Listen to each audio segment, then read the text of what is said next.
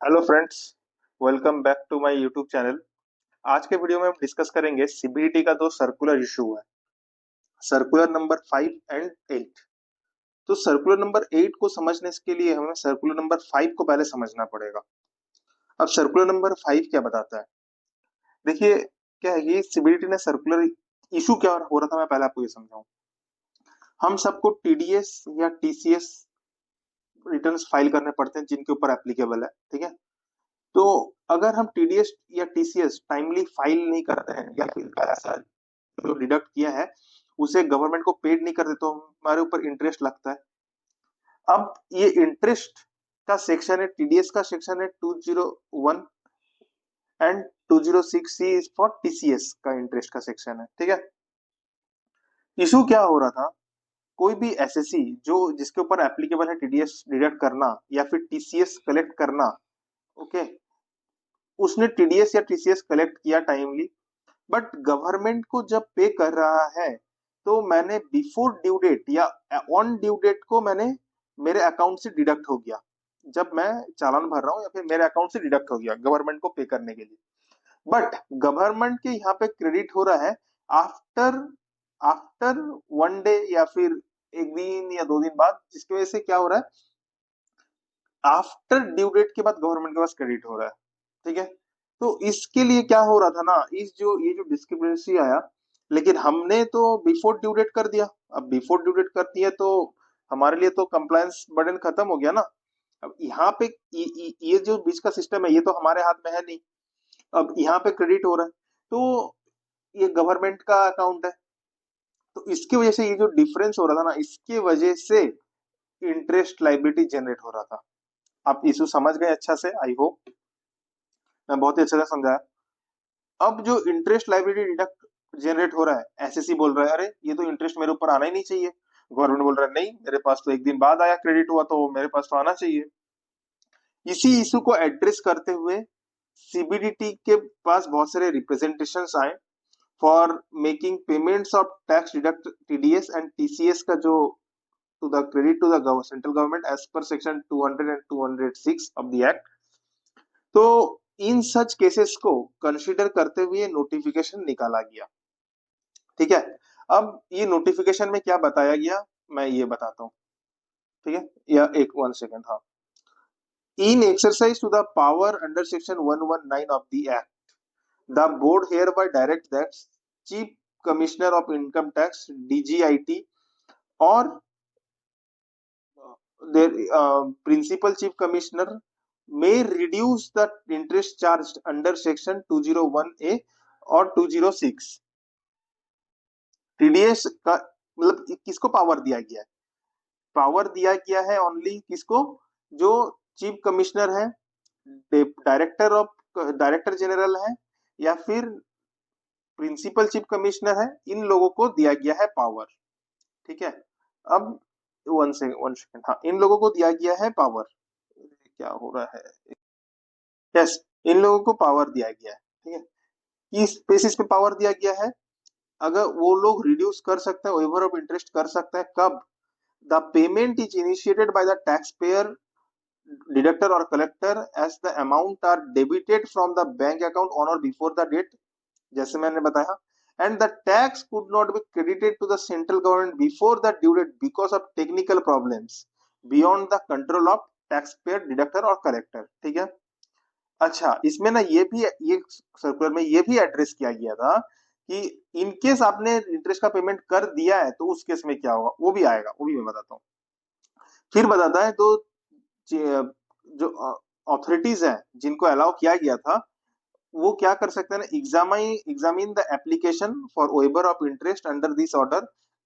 जो भी आप एप्लीकेशन करोगे, जो एसएससी एप्लीकेशन करेगा उसे चेक करेंगे, and after providing opportunity of being heard to the applicant and after verification of technical problems from the bank or the bank system, उसके बाद वो चाहे तो ये इसे इस वेवर को कंसीडर कर सकते हैं, ठीक है। अगर अब बता रहा जा रहा, ये बहुत इंपॉर्टेंट है, if the interest under section 201 जो टीडीएस के लिए है, 206 फॉर टीसीएस के लिए, of the act has already been paid by the tax payer, tax payer अगर ऑलरेडी पेड कर चुका है, the same can be considered for waiver, and refund may be given to the deductor if waiver is ordered. अगर principal authorities अगर बोल दे कि नहीं, इसका इंटरेस्ट माफ होना चाहिए या ऑर्डर आ गया, इन दैट केस आप रिफंड भी फाइल कर सकते हो इस केस में। आई होप यू अंडरस्टैंड, आपको क्लैरिफिकेशन मिल रहा है। अच्छा, no waiver application shall be entertained beyond 1 year from the date of financial year for which the interest under section paid. मतलब आपके पास कितना दिन का टाइम लिमिट है? आपके पास 1 साल का टाइम लिमिट है, 1 year का। आप क्या करो, सोचो कि 24-25 है, या सॉरी 23-24 है। 23-24 में आपने क्या क्या इंटरेस्ट पे कर दिया। अब 23-24, 31-3-2024, तो अब 31-3-2025 तक आप उसका फाइल कर सकते थे। ये एग्जाम्पल है, ओके, ये एग्जाम्पल है। आप 1 साल के अंदर वेवर एप्लीकेशन फाइल करो, और बियॉन्ड मतलब application entertained beyond 1 year from the end of the financial year for which of this act is, मतलब नो वेवर एप्लीकेशन, मतलब 1 साल के बाद या एप्लीकेशन को एंटरटेन नहीं कीजिएगा, आपको 1 साल के अंदर ही करना है। कब से 1 साल? From the year and of the financial year for which interest of charge किया गया है। जो ये फाइनेंशियल ईयर के इंटरेस्ट चार्ज किया गया है, उस फाइनेंशियल ईयर के एंड से 1 साल तक आपको करना है, करेक्ट। एन एप्लीकेशन रिसीव्ड, अच्छा ये टाइम लिमिट फिर इनके लिए भी, जो भी ऑफिसर प्रॉपर ऑफिसर है उनके लिए भी टाइम लिमिट बताया गया कि उनको 6 महीना के अंदर वो जो भी एप्लीकेशन है उसे डिस्पोज ऑफ करना पड़ेगा, ठीक है, from the end of the month in which such application is receive. जब से जो मंथ में वो एप्लीकेशन रिसीव हुआ है, वो मंथ के एंड से 6 महीना तक के अंदर एप्लीकेशन उनको डिस्पोज ऑफ करना पड़ेगा, ठीक है। The order issued by the CCIT, DGIT और principal chief commissioner as the case में भी shall be final and no petition against the order entertained by the board. आप वो ऑर्डर के अगेंस्ट में कोई पिटिशन वगैरह फाइल नहीं कर सकते हैं, ठीक है। अच्छा, अब ये रहा था सर्कुलर 5। सर्कुलर 8 लाया गया। सर्कुलर 8 क्लैरिफिकेशन रिगार्डिंग इसी चीज के ऊपर है, तो लिंकअप है। क्लैरिफिकेशन सेक्शन सर्कुलर 5 28/3/25 को जो इशू हुआ था, for waiver of levy of interest under section this, ये टीडीएस के लिए है, ये टीसीएस के लिए है, okay, of the income tax act as the case में बी।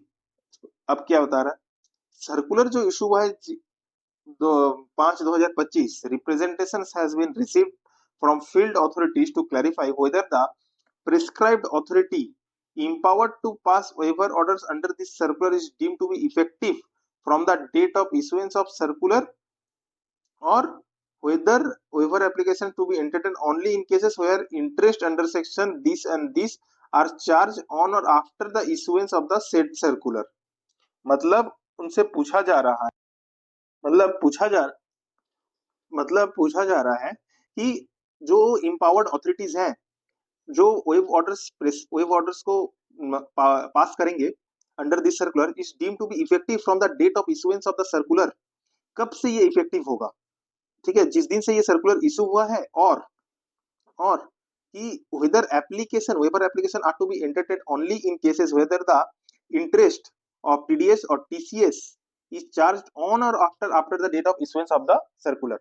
मतलब जो भी एप्लीकेशन इस डेट के बाद इशू हुए हैं, मतलब इशू हुए हैं या फिर रिसीव करेंगे, उन्हें एंटरटेन किया जाना चाहिए कि whether the application is effective from the date of issuance of the circular, ठीक है। तो नाउ इसमें बताया जा रहा है कि ऐसे, अब सीबीडीटी ने आंसर दिया, इज इम्पावर्ड, जो prescribed authority empower pass order for waiver after the date of issue of the said circular, वो इम्पावर्ड है वेब इंटरेस्ट वेब करने के लिए after the date of issue of the said circular. कब से? जो कौन सा सर्कुलर? 05 वाला, okay. And as mentioned in para 6 of the said circular, कौन सा? पैरा 6, ठीक है। नो वेब, क्या बताया गया था? No waiver shall be entertain beyond 1 year from the end of the financial year. मतलब 1 साल इंटरेस्ट मैंने चार्ज हुआ 23-24 का, तो 23-24 का फाइनेंशियल ईयर कब खत्म हो रहा है? 31-3-24, उसके 1 साल के अंदर ही जो भी एप्लीकेशन आएगा मैं उसे एंटरटेन कर सकता हूँ, ठीक है। वैसे ही application for waiver of interest can be entertain within 1 year from the end of the financial year for which interest is charge.